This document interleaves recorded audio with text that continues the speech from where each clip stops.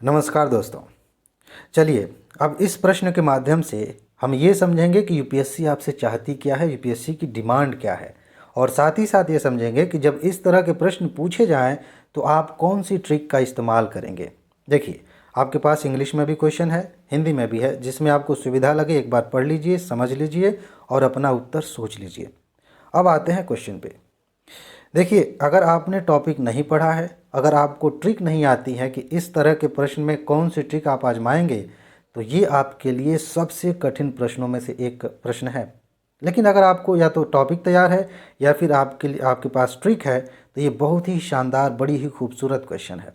देखिए, प्रश्न यह है कि मुरैना के समीप स्थित 64 योगिनी मंदिर के संदर्भ में निम्नलिखित कथनों पर विचार कीजिए।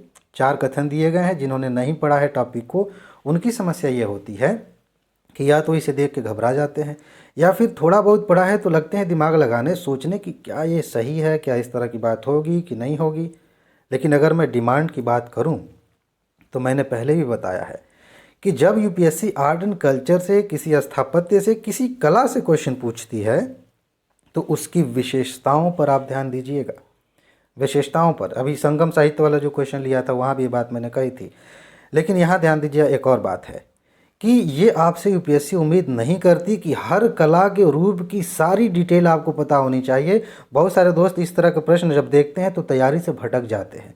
अब किसने सोचा होगा कि 64 योगिनी मंदिर के डिटेल में हमें जाना पड़ेगा? हैं, इतना नहीं, बहुत कम लोगों ने ऐसा सोचा होगा, इस तरह से पढ़ा होगा, उसकी ज़रूरत भी नहीं है। ये सीधा सीधा ऐसा प्रश्न है जहाँ पे आपको ट्रिक का इस्तेमाल करना है।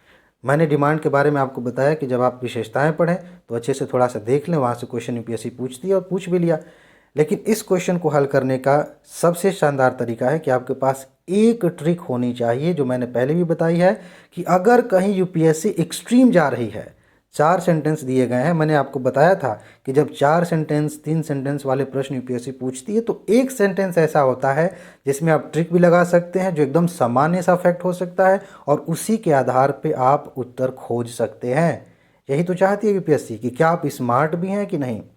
समझ रहे हैं ना? ये उस तरह का मामला हो जाता है जैसे कुछ लोगों को एक जेल में बंद कर दिया जाए, कह दीजिए कि बाहर निकलिए, जो ताला खोल लेगा वो पहले बाहर आ जाएगा। बहुत सारे लोग उसमें से ताला के खोलने के तरीके खोजते रह जाएंगे। कुछ लोग ये सोचते हैं कि देखें तलवा बंद है कि नहीं, हो सकता है वो खुला हो। वैसे ही ट्रिक यहाँ काम करेगी। अगर आपने देख लिया कि यहाँ एक्सट्रीम शब्द है, थोड़ा सा इस पर सोचिए कि यह भारत में निर्मित एकमात्र वृत्ताकार मंदिर है।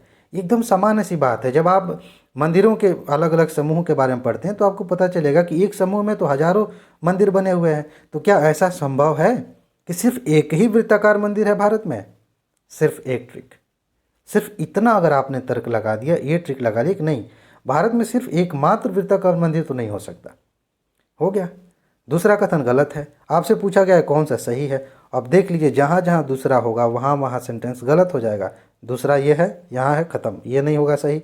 यहाँ भी 2 है, ये भी ख़त्म, ये भी सही नहीं होगा। यहाँ भी 2 है, ये भी ख़त्म, बच गया क्या? ये सिंपल।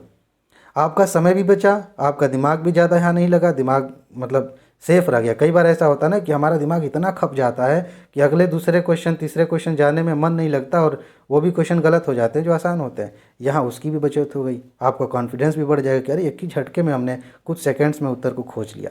समझ रहे हैं?